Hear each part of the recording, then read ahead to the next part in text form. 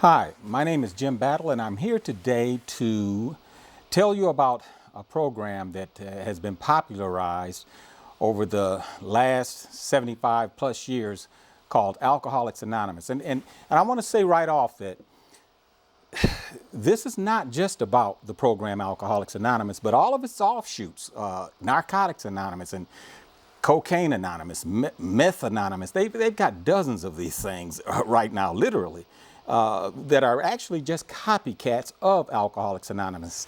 So basically what you're going to hear today about this particular program applies to the others, basically. They're teaching the same things and doing the same things. So just keep that in mind so that you don't just stay focused on, hey, he's speaking against Alcoholics Anonymous. No, Alcoholics Anonymous just happens to be the first of these programs. And that's why I'm using it as the example. And plus, most of the quotes that I'm going to give you will be from Alcoholics Anonymous. So just keep that in mind. And let me take it even a little bit further. Even these treatment centers where people stay for months, 30 days, 60 days, 6 months or whatever, that use Alcoholics Anonymous, they're part of this problem too that I'm about to explain to you in this program. Now, I'm going to do 4 programs, so I'm telling you now, keep your eye on the date because you might see me again and say, oh, I've heard that message. Well, this says 11/29/2013. The next one will be dated at another date. So just, pay attention to the dates because there will be new information in each program. So don't get fooled by the fact that I have on the same shirt and tie when you're watching this program again. But actually, I'm going to base what I'm going to say over the next 4 programs on an article written by a man who calls himself Orange. And you can actually go to his website. I recommend it. It's called The Orange Papers, like the color orange, and papers, like newspaper. The Orange Papers. Type in Orange Papers and his website will come up. And he has an article. He has a lot of articles, but this one in particular is titled, What's Wrong with AA? What's Wrong with AA? So I'm basing what I'm going to do on the next 4 programs off of that article. So I'll be quoting him from time to time and, just inserting some of my own insights. But the whole thing is that you just get this, folks, because we've been fooled for a long, long time. 75 years is a long time to think one way about something and to find out it's not so. This program is not at all what it's presented itself to be and what it appears to be. And you'll see that as we move along. But I'd like to start out by reading step 4. Now, each of these programs have 12 steps. That's why they're called 12-step programs. But step 4 reads, made a searching and fearless inventory of ourselves. Well, that's what we're going to do for the next 4 programs. We're going to make a searching and fearless inventory, but not of ourselves. We're going to make one of Alcoholics Anonymous. Let's see what this thing, let's give it a good examination and see what it's really all about. And by the way, these are things you can look up for yourself. The sources are there. Like I said, I recommend you go to the Orange Papers. He lays the sources out for you. So you can go find this information for yourself. There's also a book called 12 Steps to Destruction by Martin and Deidre Bobkin. It's a free online book that you can read. And Orange's website is also free. It's actually an online book that you can read. So this information is free. You don't have to pay anything. Just get online and check it out. The first thing that I want to point out that's wrong with AA and all these other 12-step programs is that it doesn't work, folks.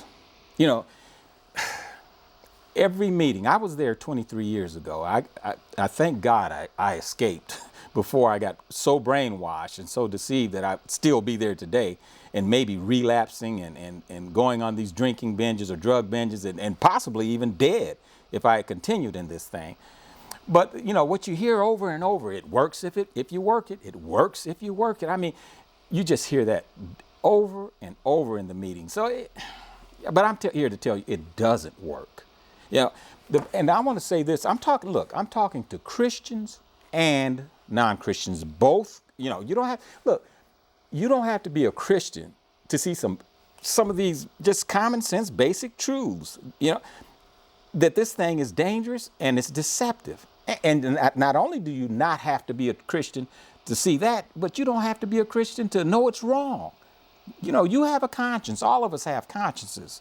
So, but I am going to quote a scripture here, there for Christians to understand why we in particular need to be aware of this thing and stay away from this thing and warn other people about this thing and not have these programs in our churches. The Bible says, have no fellowship with the unfruitful works of darkness. That's Ephesians 5:11. And what that's saying is, don't participate in something that's based on deception and lies. And not only is it saying that it's a work of darkness, but it's unfruitful. It's not doing any good. As a matter of fact, it's doing harm. And the Bible says, this verse says, don't participate in that. But yet, man, we've got thousands of churches around the United States, and I don't know what's happening in some of the other countries, but I'm assuming it's the same thing, that some of these churches are actually letting this cult, let's just call it what it is, this religious cult, set itself up inside their buildings. They're actually renting them rooms. Churches are. And look, I'm a Christian. By the way, I'm also a preacher. I'm a Christian preacher. So, I'm not an atheist here, angry, I hate churches, and so that's why no, I'm just going to tell the truth where it needs to be told. Hey, all guilty parties need to be held accountable in this situation, in this problem that we have here with these meetings, with these programs, with these support groups. It doesn't work.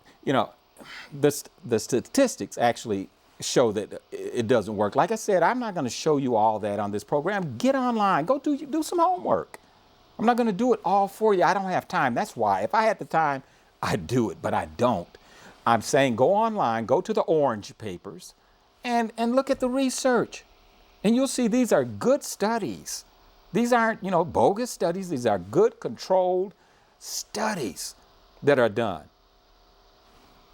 on these programs. And I'm telling you, the thing doesn't work. Now, I may be getting ahead of myself, but look, the thing is that this program has presented itself as though it's a medical answer, a medical/spiritual answer. But it tries to sound scientific, in its solution. And the Bible calls that science falsely so called. We're supposed to be warning people about science falsely so called, or false science, false knowledge. They pretend that they have this knowledge about what problem you have, and we're going to talk about that. And you've heard it, the disease idea. You've got a disease and you need to recover, and the way to do it is to work these 12 steps. Well, look, there's no evidence that those steps work. You're just simply taking the word of these people who have actually been misled. They actually know how to trick you into believing that it works when it doesn't. And I'm going to explain that to you in a moment. Maybe not in this program, but at least in the next 2 or 3 programs, you'll hear how the game is played. But another reason that I'm saying something's wrong with AA is because it hurts people. It kills. It actually kills some people. The statistics actually show that. And the Bible even says that the thief, talking about the devil, comes only to kill, steal, and to destroy. So what I'm trying to show you is that the facts line up with the Bible. So Christians, you need to, understand that. The Bible has already told you about this sort of thing, this kind of deception. But then even the research is supporting it. What more do you need to act upon this and stop participating in it, sending people to it, praising it, letting it in your churches, all of this? Instead, what you should be doing is warning people.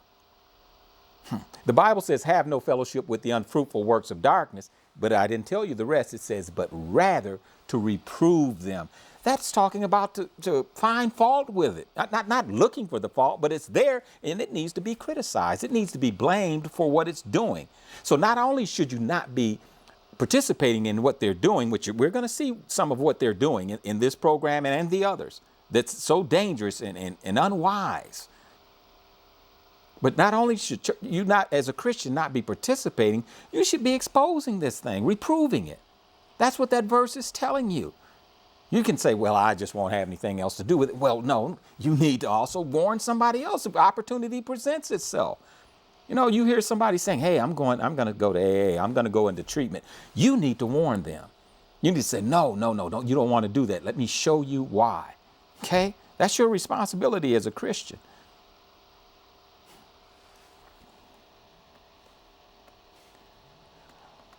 I'm going to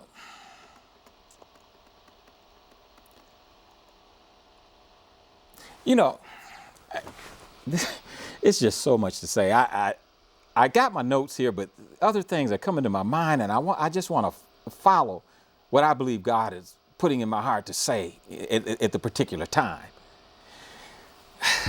I mean, if you think about it, I said it kills people. Okay, that's wow, what a charge. Well, look, think about it. First of all, the death rate shows that. And we'll talk more about the death rate when studies are done of this thing. It's a high death rate, way higher than what it should be. It shows that something's wrong, but common sense can even tell you that a program like this will hurt people and cause death and suicide. Look, when you tell people that they're powerless, and they're not, now if it was true, I'd have no problem with it. But they're not powerless over alcohol. Like step one says, we admitted we were powerless over alcohol and could no longer manage our lives. And then the other one says powerless over drugs. They just change a word or two in it. But the whole point is with the step one is I'm powerless. I can't resist the temptation. But the Bible says there hath no temptation taken you. This is to Christians right now. There's no temptation that is taking you, but such as is common to man, and God is faithful, who will not let you be tempted above that ye are able, but will with the temptation make a way of escape. God will always show you a way out when you're tempted. You do not have to give in. You are not powerless because you're tempted to go drink or you're tempted to go use drugs. You're not powerless. But somebody can brainwash you into believing that. And that's exactly what they do. That's why they repeat this stuff over and over. You're powerless. You're powerless. I'm powerless over my addiction. I'm going to jump the gun on this and just go ahead and tell. Hey, you know what the goal really is? Make you feel like you're powerless, so you have to rely on the group. You got to have us.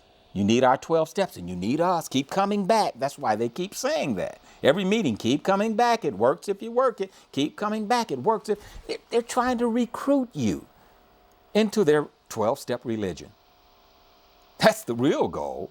But in the course of doing that, they're harming people by telling them they're powerless when they're not. Look, and I've said this to many AA members.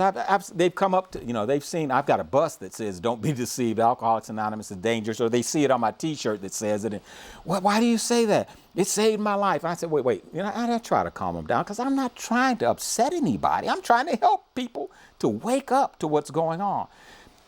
But they'll tell me, yeah, and I say, so you got a disease. Yeah, I got this disease and it's genetic, right? Yeah, it's something I inherited from my mother or grandparents or somewhere down the line. And so when I take a drink, I can't control it. If I take one, I'm out of control. There's nothing I can do. It's no longer, I have no choice. I said, well, if that's the case, I said, why is it that if right now I set between you and I on a small table, your favorite drink or drug or whatever it is, let's just say your favorite drink, the one that you always flip out on once you taste it.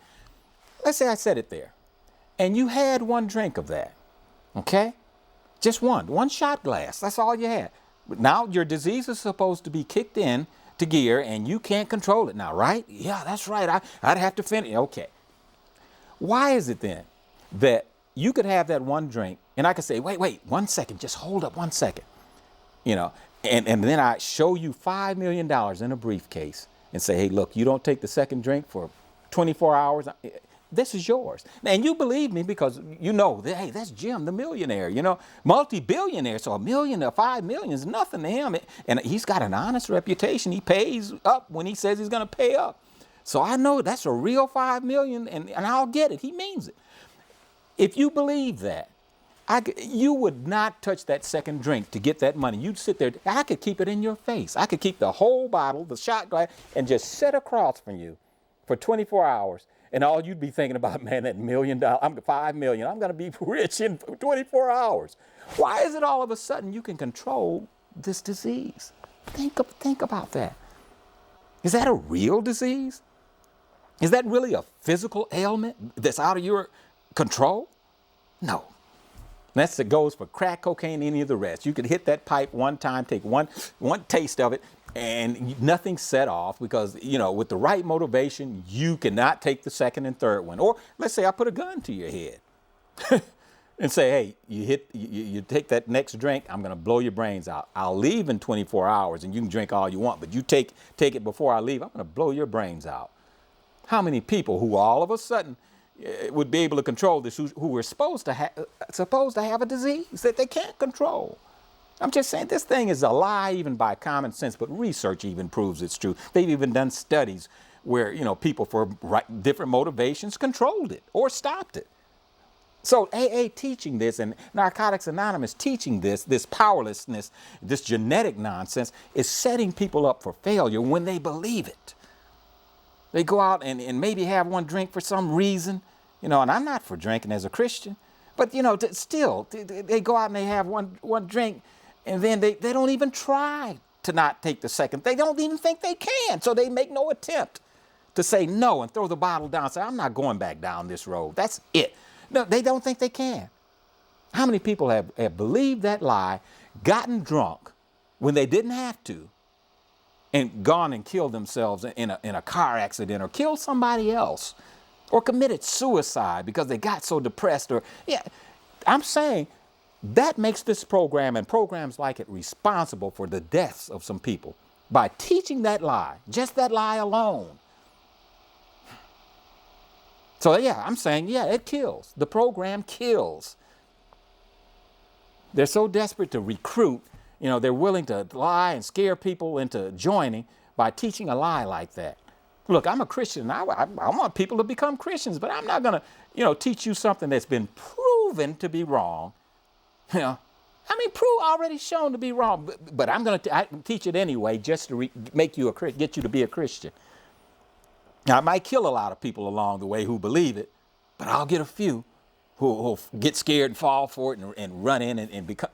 That's not the way to recruit for your religion. In this case, cult. And that's another story. Go on the orange papers and read about the cult test and how to identify a cult. And you'll see the difference. It's not just a religion, it's a cult. And it's using these cult recruiting techniques. As a matter of fact, I think it's chapter 4 of their Bible called the Big Book, you know, the Alcoholics Anonymous Bible, that actually shows you how to recruit. It's very deceptive, but I don't want to go there right now. But I'm telling you, folks, this is something that should have been done a long time ago. Somebody should have gone very public about, and some people are. Like I said, on the orange papers, if you go there, they've got a forum that you can join, and I recommend it, you know, and you can find a lot of people. I'm a member of it. I go on there, and hey, there's a lot of people around the United States who know that what I'm saying is true. They know it. A lot of the researchers know it, not just ex-AA members, people who are doing the studies of alcoholism. I don't really like that term, but, you know, so-called alcoholism and addictions, they're doing the studies. And they're like, man, this isn't true. AA is wrong. But will AA change it? No.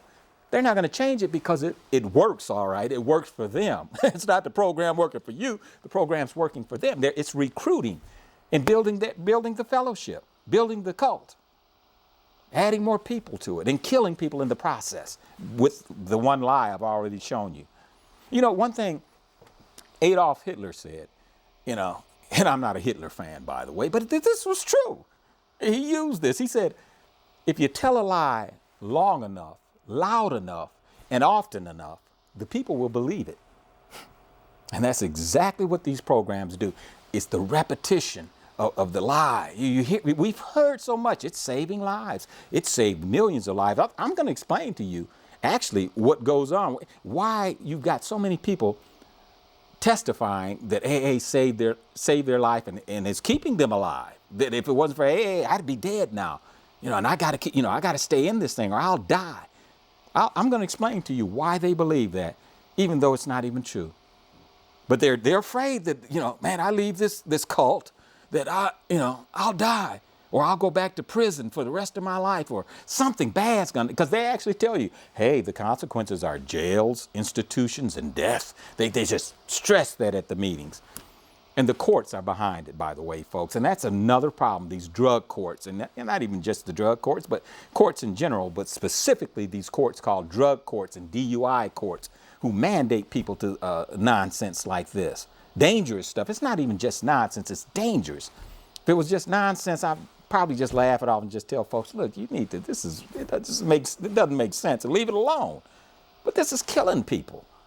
It's hurting, it's breaking up families, causing so much grief that you've never heard of, because they're not going to take responsibility when the man or woman commits suicide because of what they've learned in there and been taught and what's been done in there. There's other things other than that powerless teaching. There's some of the practices they have, and we'll get to that, all those things. But I can only do so much in the time I have. I only have a few minutes for this program that's left, and I'm way behind. But bear with me. I'm doing the best I can with the time I have.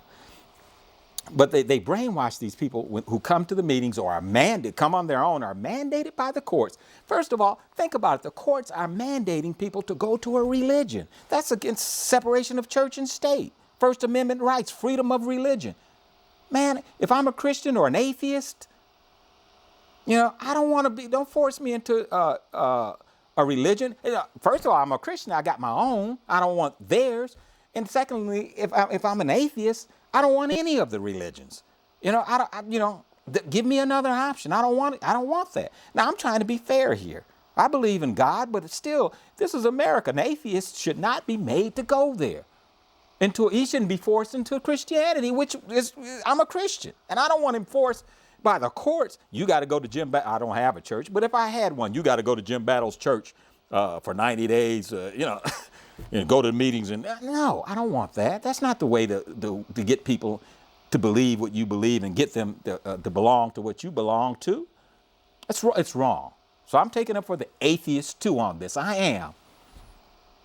Okay? Wrong is wrong. This is America. Okay?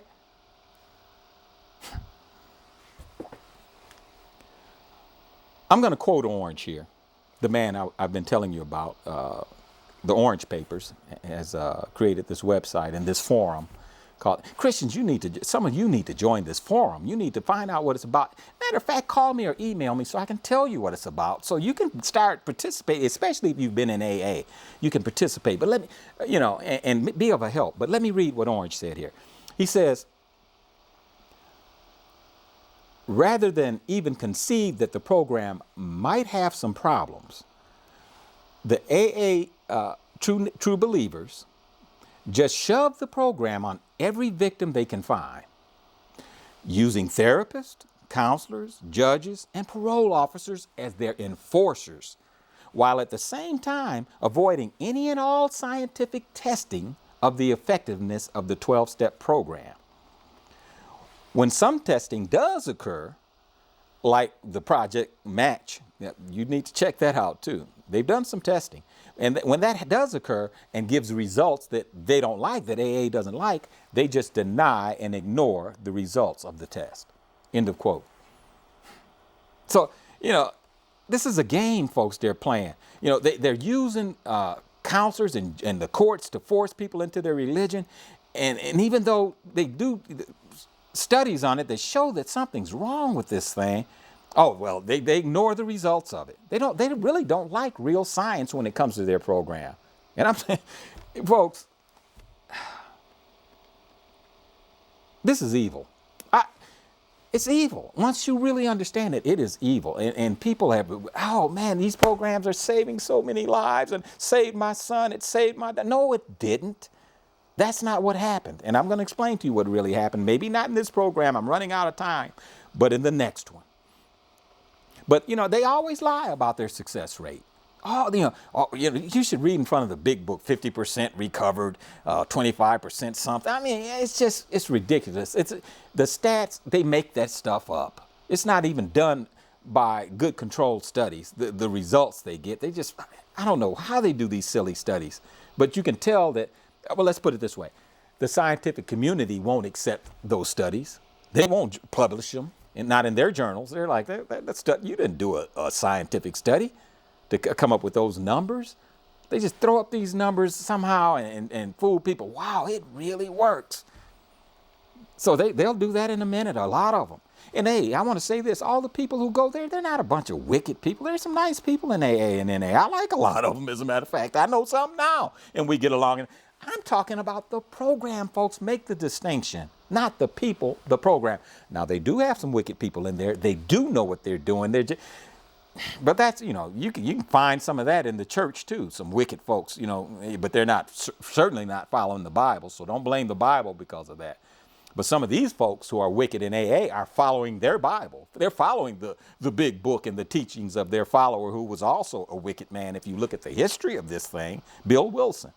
So that's his name. And you'll see this was not a moral man at all. He was a con man, basically. And, you can find that in their own writings, their own history book. Pass it on, read it.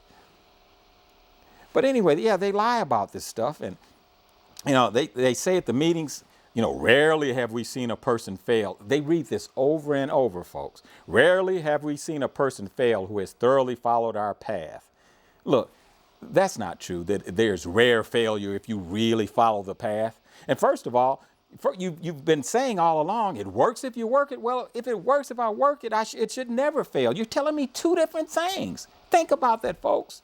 They're telling you, when you go to those meetings, you hear it over and over. It works if you work it. Now, right here in their own book, and they read out from this book, this quote, they say, rarely have we seen a person fail who has thoroughly followed our path. That means working it. Following the path means working it. And thoroughly means you're really working it. You're doing everything you're supposed to do. So here they are telling you can do everything we tell you to do. You can thoroughly follow our path, but you can still fail. They say it's rare, which that's not true, but they're at least saying you can fail. But on the other hand, you keep saying it works if I work it. Which is it? Can I work it and still fail? Or does it work if I work it? They contradict themselves, folks. They're just desperate to say anything, to get you in. The book saying one thing, them another. Folks, this is a mess. Not only is it deceptive, like I said, it's hurting a lot of people. And I'm going to explain. I'm running out of time here. So you're not going to hear, I've already given you the powerless thing, how that can hurt somebody. Teaching them that, and they take a drink and just go get drunk and kill themselves or do something crazy. But there's more to it than that. And like I said, I don't want to really pick up on another point right now since I'm running out of time like I am. So let's just end it right here for this program. But again, you'll see me in the same clothes for the next 4. So look at the date and you'll see that it's a different date and a different program. God bless.